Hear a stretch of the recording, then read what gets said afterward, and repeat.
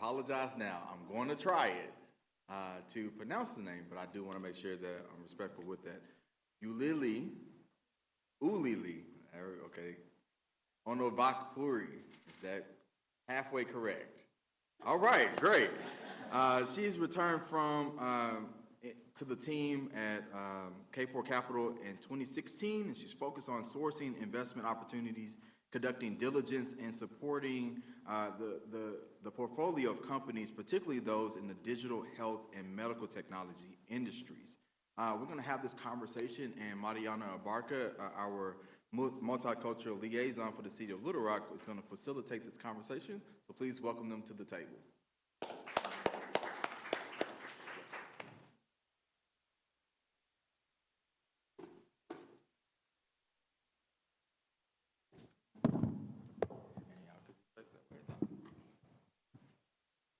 Hello, everybody.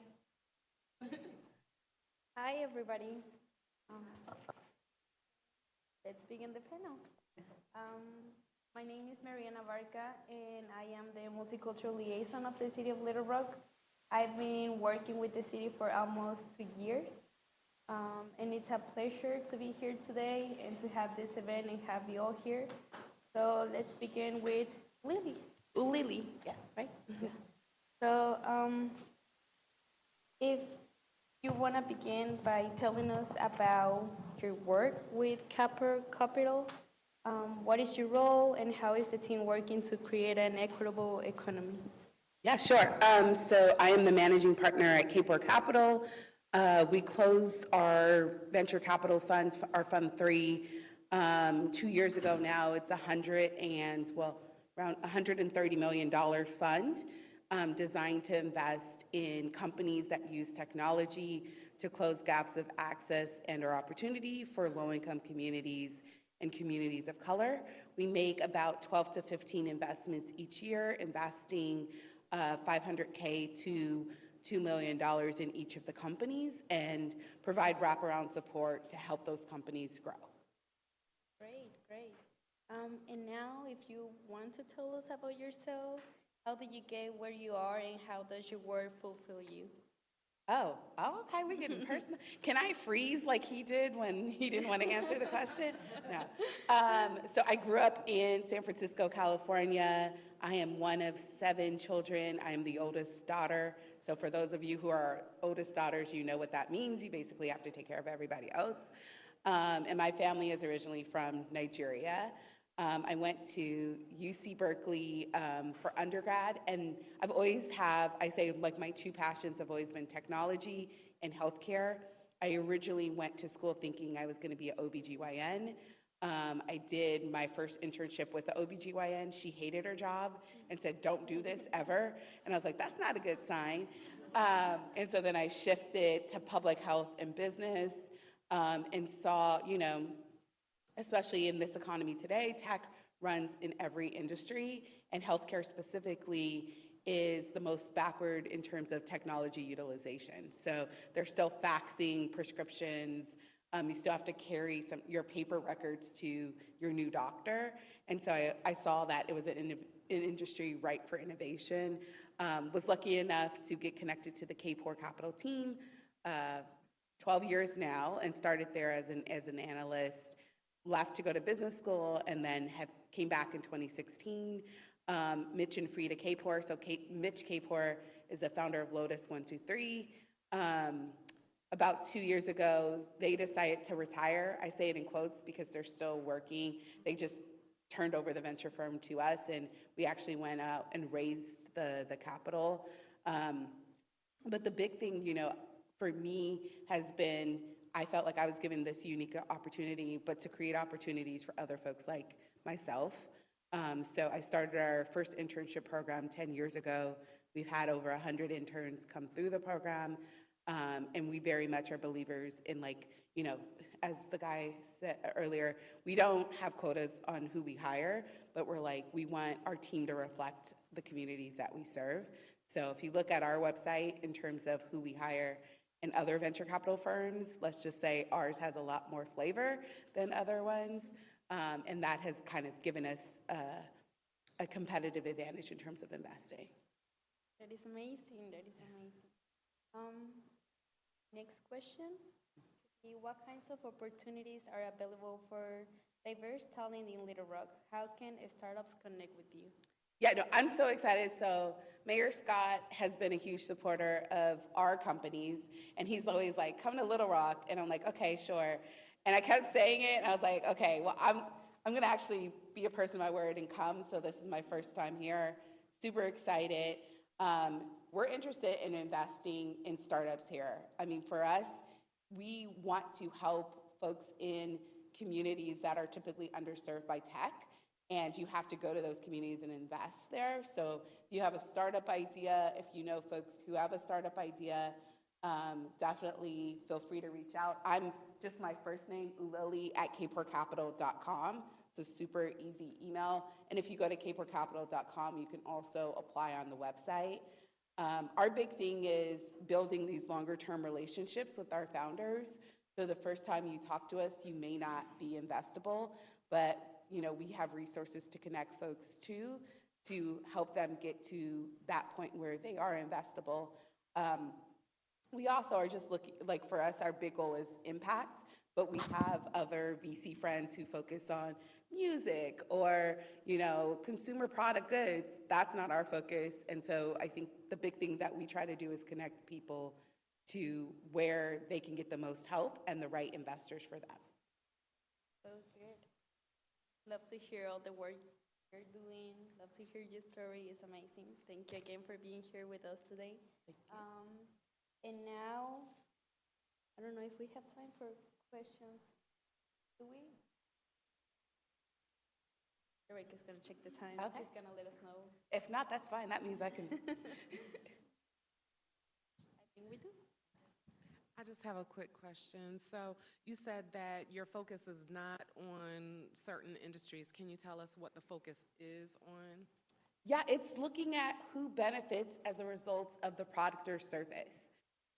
And so for us, the main beneficiaries should be low-income communities, Black communities, Latin communities, Native communities. They don't have to be the only beneficiary, but we want them to be to disproportionately benefit as a result of that product or service. I think more specifically, is there a particular industry that you want to spend the focus on, not demographics? Yeah, sure. I'll tell you. So the majority of our investments is in education, healthcare, financial technology, climate and sustainability, and food. But I say it's not just those folks because we are everywhere. So our most well-known investment is Uber. We did that a while ago. But also Partake Foods. If you go to Target, you'll see that's one of our investments as well. If you are on the back end, Twilio, Asana, which started off as tools for small businesses and have since expanded. So we don't really limit ourselves by industry, but try to really look at beneficiary. But those are our main industries. Mm-hmm. We have one more question on the back. I'm so excited for this conversation. So you mentioned that some companies or startups come to you and they may not be ready. My question is twofold. What does ready look like? And you mentioned resources that you guys have. So what are those resources on the other side? Yeah, I mean, for us, it's, everyone's like, yeah, we would love money. Listen, I like money too, but I think for a company, you are at a point in your business where the biggest restriction is an infusion of capital. So you say you have a great idea, you've already built, you have 5 people who will take you to the next level. You don't have capital to hire them. And so my capital would allow you to hire those folks.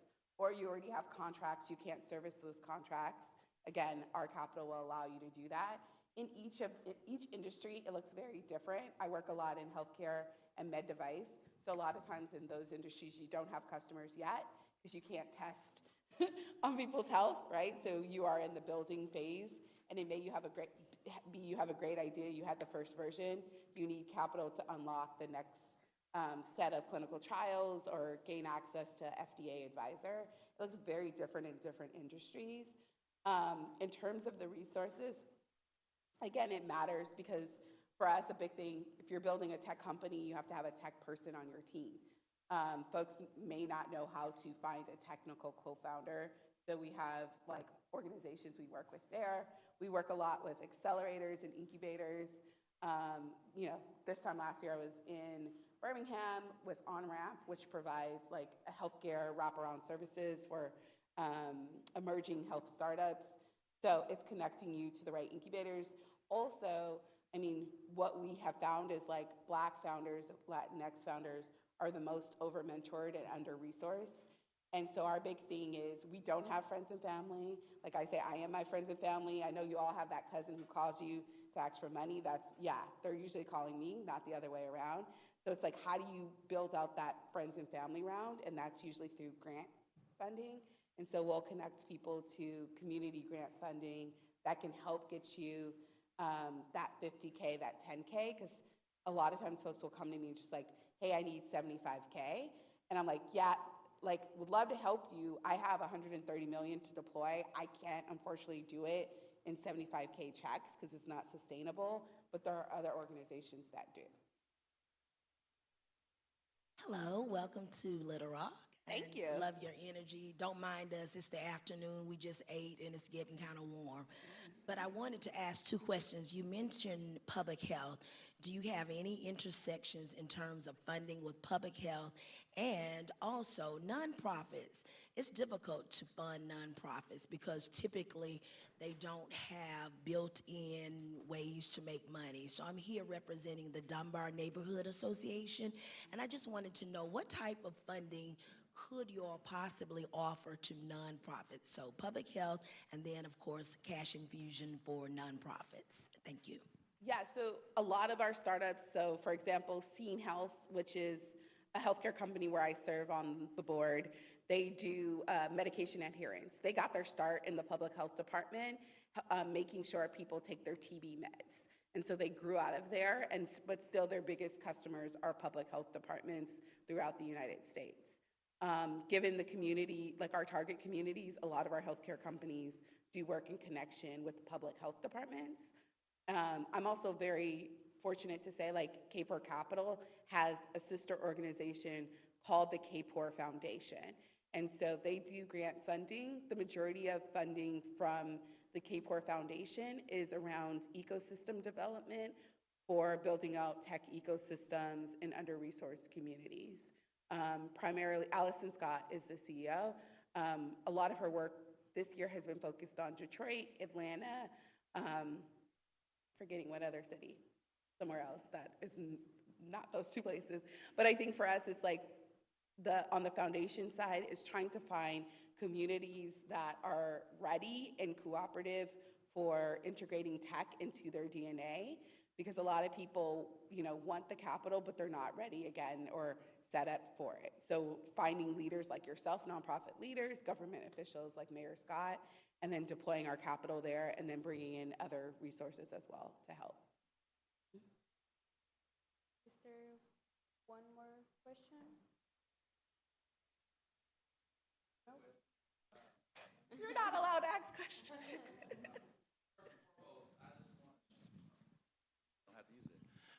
First and foremost, I just really want this room to understand the person that we have here today. Not only is she from the Bay Area, but she's one of the few Black women who are leading national, international VCs in America right now.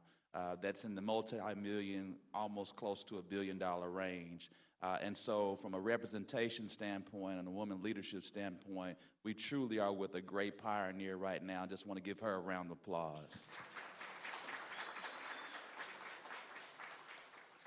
And to have her here in the city and keeping her word, it means so much to me, so I want you to know how much I appreciate you.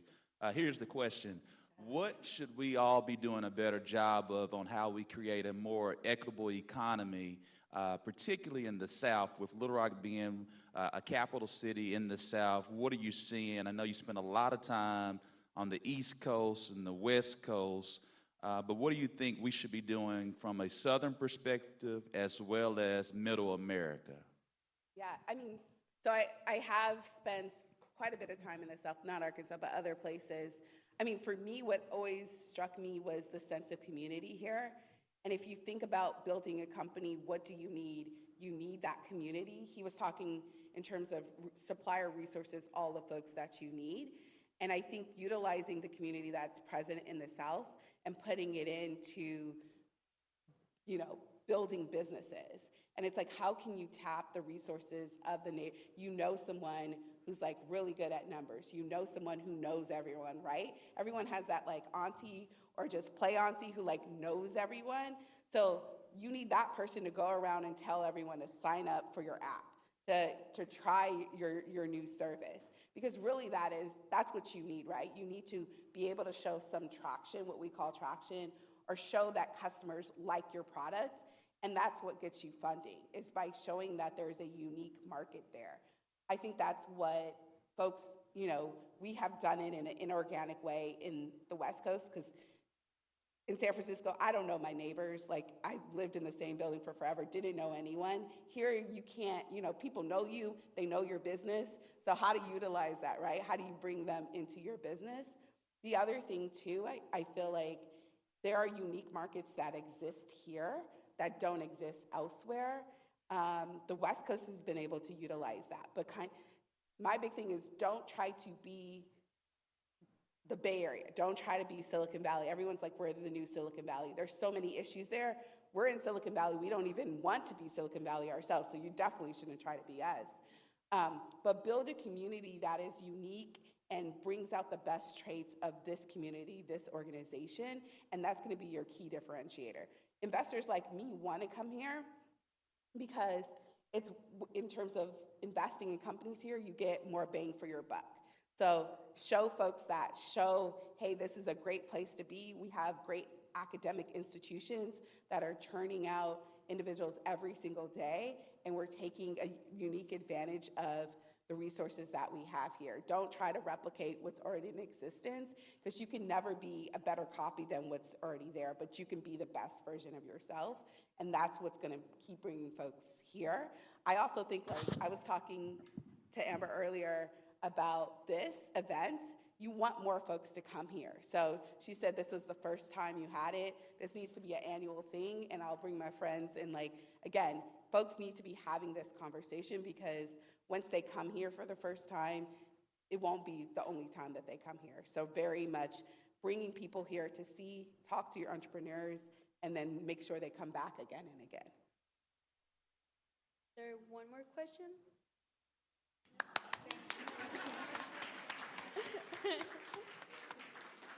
Thank you so much for coming. Thank you so much for being here, and welcome to Little Rock. Yeah, and please email me and just put Little Rock in the subject. That way, I get a lot of emails, but that way I will know to reply, and looking forward to hear. Oh, email again is ulili@kporcapital.com. Just first name @kporcapital.com. All right. Thank you, Lily.